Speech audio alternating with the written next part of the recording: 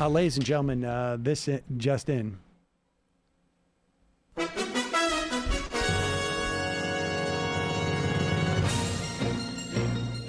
It wasn't just Tucker Carlson that the NSA has been spying on to take him off the air. Apparently, they've been doing that with Seb Gorka. I know a lot of you are surprised to hear that Very Seb Gorka high on the priority is list. still on the air. But here is Seb Gorka filling you in on the spying that's been going on Seb Gorka. I got to know a couple of great patriots. One was a very senior former CIA official who'd been a station chief and worked Notoriously trustworthy people. Right, particularly the former ones.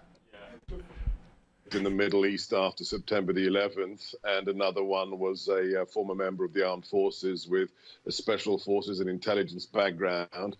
And they told me after I left the White House that they wanted me to know there is a part of the NSA, it is the most aggressive cyber arm of the NSA called the Tailored Access Operations, the TAO.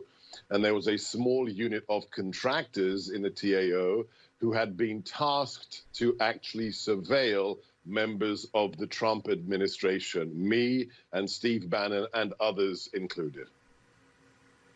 So, can you prove it? And why wait until now to come out with this? Because, you know, clearly this is, I believe, illegal. No? Well, it utterly is, and the methods they used are absolutely unconstitutional. There's a dodge they worked out called traffic shaping, whereby they know that they're not allowed to spy on U.S.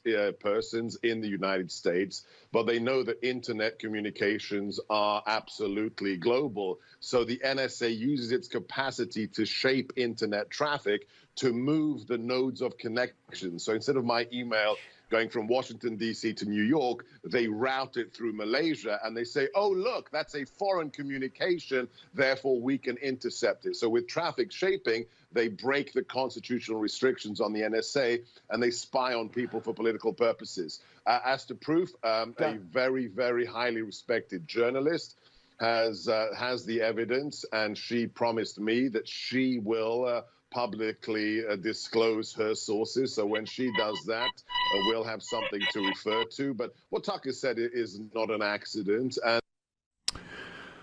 And if only the Seb Gorka had a direct line to the president during the time that Republicans had control of our government, then maybe there could have been reforms on the NSA. If only. I have absolutely no problem constraining, frankly, eliminating the NSA. But what is absurd is the idea that they would talk about this as if they were powerless and they're just leveraging it. And the idea that the spying that happens on them is in any way unique or even more reprehensible because as opposed to anybody else. What's fascinating to me about Tucker Carlson coming out and saying that he is being targeted specifically so that they can take him off his show is the tremendous amount of support he's gotten from the leadership of Fox News. I would imagine if my lead reporter was my lead news property was spied on as a corporation like that, I would be outraged. And I would come out and nobody's mentioned it. It's weird. I mean, it's not impossible to imagine that that's the case. Certainly, we need reform at the NSA.